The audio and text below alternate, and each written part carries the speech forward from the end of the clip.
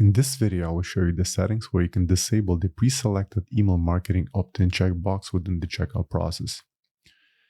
For that, log in to Shopify admin account and then go to settings, then select checkout, and then scroll until you see the marketing options section.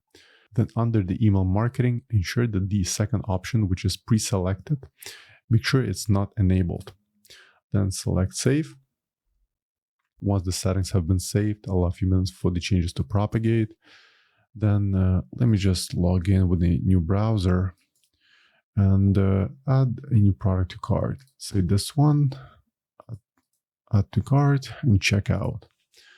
And as you can see, the email marketing checkbox is not enabled by default.